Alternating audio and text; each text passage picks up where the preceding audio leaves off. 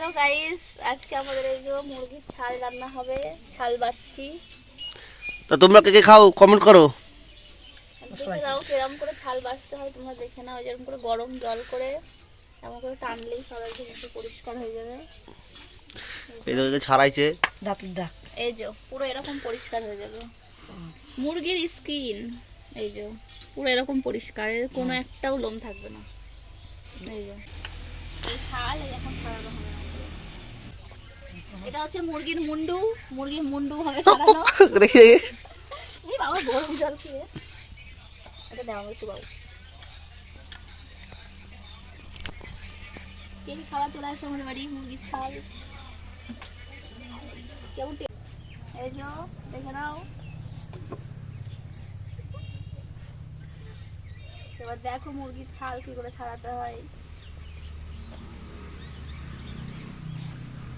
এই যে এত টেস্ট, তোমরা না খেলে বুঝবাই না। সেই স্বাদ। এরপরে মুরগি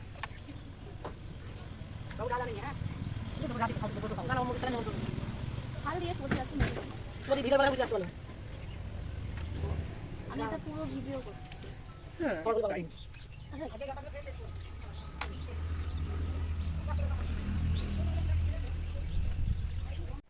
কারা কারা ঝাল খাওয়া চলে আসো।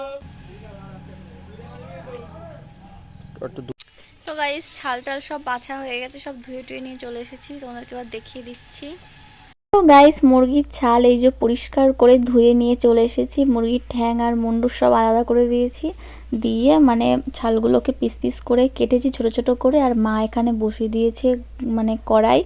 তো কড়াই গরম হয়ে যাওয়ার পরে এখানে দিয়ে দিচ্ছে আলু। তো আলুগুলোকে পুরো মানে মুরগির ছাল যেভাবে কাটা হয়েছে আলুগুলো ঠিক সেই মাপের কাটা হয়েছে, ছোট ছোট করে আলু কাটা হয়েছে। আলু নুন আর হলুদ দিয়ে এইভাবে লাল লাল করে ভেজে নিতে হবে, তাহলেই তো টেস্ট লাগবে না। আর এদিকে আলু ভাজা হয়ে গেছে কমপ্লিট। মায়ে যে আলুগুলো তুলে আলাদা একটা পাত্রতে রেখে দিল।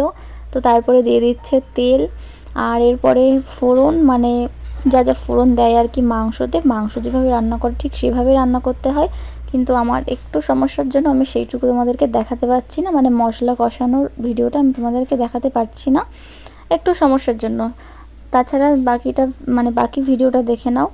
এখানে মানে মশলা কষানোর পরে মশলার মধ্যে দিয়ে দিয়েছিলাম মানে ছাল, মুরগির মুন্ডু, ঠ্যাং সব কিছু দিয়ে এইভাবে কষানো হচ্ছে, মানে মায়ের রান্নাটা পুরো করছে। আর আলুগুলোও তারপরে দিয়ে দেওয়া হলো। আর এইভাবে উনুনে রান্না করলে মানে খেতে যে কি দারুণ লাগে। তো যারা বাড়িতে খাও উনুনের রান্না তারাই বলতে পারবে ভালো। তো যাই হোক, এইভাবে ভালো করে কষিয়ে নেওয়া হচ্ছে। এর মধ্যে দিয়ে দেওয়া হয়েছে ধনেপাতা, মানে মা দিয়ে দিয়েছে আগে ধনেপাতাটা। তো যাই হোক, মশলা দিয়ে ভালো করে কষানো হচ্ছে গাইস মুরগির ছাল। তোমরা কারা কারা খেতে পছন্দ করো অবশ্যই কিন্তু কমেন্ট করে জানাবে, ঠিক আছে?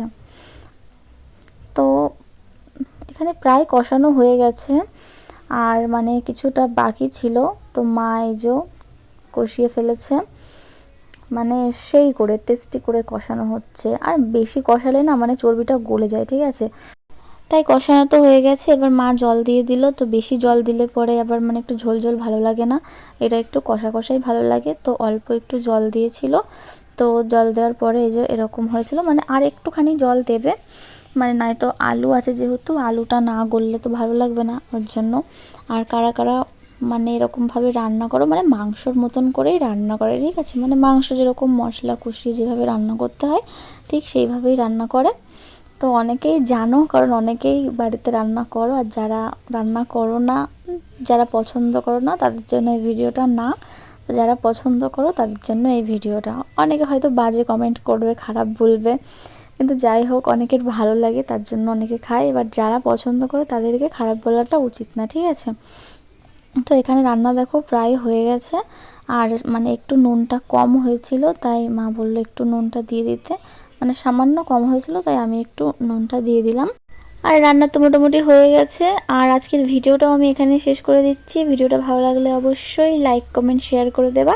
আর ফেসবুক থেকে দেখে থাকলে ফলো করে দিও, আর ইউটিউব থেকে দেখে থাকলে সাবস্ক্রাইব করে দিও, ঠিক আছে? দেখা হচ্ছে আবার পরবর্তী ভিডিওতে। ততক্ষণ সবাই ভালো থেকো, টাটা।